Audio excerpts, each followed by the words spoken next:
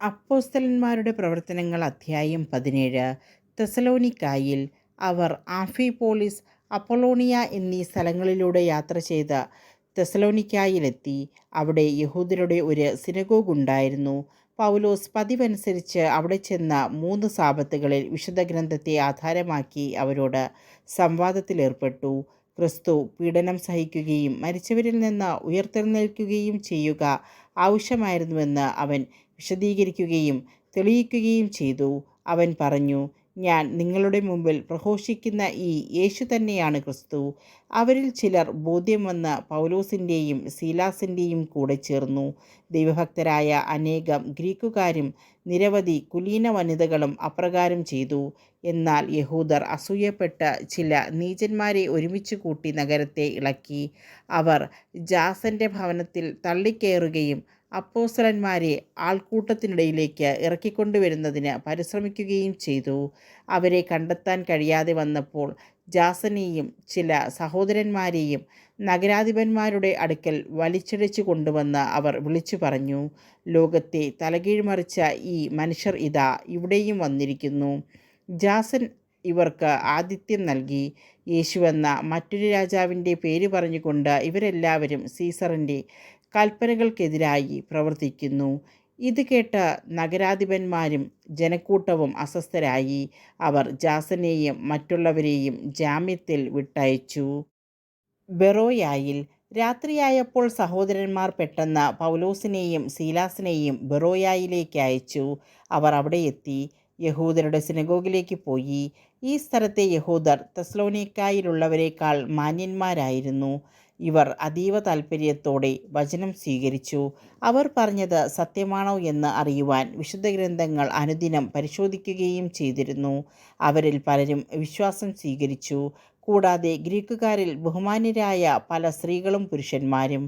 പൗലോസ് ബെറോയായിലും ദൈവവചനം പ്രസംഗിച്ചുവെന്ന് തെസ്സലോനിയക്കാരായ യഹൂദർ അറിഞ്ഞപ്പോൾ അവർ അവിടെയും എത്തി ജനങ്ങളെ പ്രകോപിപ്പിക്കുകയും ഇളക്കിവിടുകയും ചെയ്തു. ഉടൻ തന്നെ സഹോദരർ പൗലോസിന് കടൽത്തീരം വരെ ചെന്നെത്തുന്നതിനുള്ള സജ്ജീകരണങ്ങൾ ചെയ്ത് അവനെ യാത്രയാക്കി. എന്നാൽ സീലാസും തിമൊഥെയോസും അവിടെ തന്നെ താമസിച്ചു. പൗലോസിൻ്റെ കൂടെ പോയിരുന്നവർ അവനെ ആഥൻസിൽ കൊണ്ടുചെന്നാക്കി. സീലാസും തിമൊഥെയോസും കഴിയുന്നതും വേഗം തൻ്റെ അടുക്കൽ എത്തിച്ചേരണമെന്ന അവൻ്റെ നിർദ്ദേശവുമായി അവർ തിരിച്ചു പോന്നു. ആഥൻസിൽ പൗലോസ് അവരെയും പ്രതീക്ഷിച്ച് ആഥൻസിൽ താമസിക്കവേ നഗരം മുഴുവൻ വിഗ്രഹങ്ങൾ കൊണ്ട് നിറഞ്ഞിരിക്കുന്നത് കണ്ട് അവൻ്റെ മനസ്സിൽ വലിയ ക്ഷോഭമുണ്ടായി. അതിനാൽ സിനഗോഗിൽ വെച്ച് യഹൂദന്മാരുമായും മറ്റ് ഭക്തജനങ്ങളുമായും പൊതുസ്ഥലത്ത് വെച്ച് എല്ലാ ദിവസവും അവിടെ കൂടിയിരുന്നവരുമായും അവൻ വാദപ്രതിവാദം നടത്തി. ചില എപ്പിക്യൂരിയൻ ചിന്തകരും സ്റ്റോയിക് ചിന്തകരും അവനോട് തർക്കിച്ചു. ചിലർ പറഞ്ഞു, ഈ വിഡ്ഢി എന്തു പറയാനാണ് ഭാവിക്കുന്നത്? ഇവൻ വിദേശ ദേവതകളുടെ പ്രചാരകനാണെന്ന് തോന്നുന്നു എന്ന് മറ്റുള്ളവർ പറഞ്ഞു. അവൻ യേശുവിനെക്കുറിച്ചും പുനരുത്ഥാനത്തെക്കുറിച്ചും പ്രസംഗിച്ചിരുന്നു. അവർ അവനെ പിടിച്ച് ആരിയോപോഗസിൽ കൊണ്ടുചെന്ന് നിർത്തിയിട്ട് ചോദിച്ചു, നീ അവതരിപ്പിക്കുന്ന ഈ പുതിയ പ്രബോധനം എന്താണെന്ന് ഞങ്ങൾക്ക് പറഞ്ഞു തരാമോ? വിചിത്രമായ കാര്യങ്ങളാണല്ലോ നീ സംസാരിക്കുന്നത്. ഇവയുടെ അർത്ഥമെന്തെന്ന് ഞങ്ങൾക്ക് അറിയണമെന്നുണ്ട്. എല്ലാ ആഥൻസുകാർക്കും അവിടെ താമസിച്ചിരുന്ന വിദേശികൾക്കും പുതിയ പുതിയ കാര്യങ്ങളെക്കുറിച്ച് പറയുന്നതിനും കേൾക്കുന്നതിനുമല്ലാതെ മറ്റൊന്നിനും സമയമുണ്ടായിരുന്നില്ല.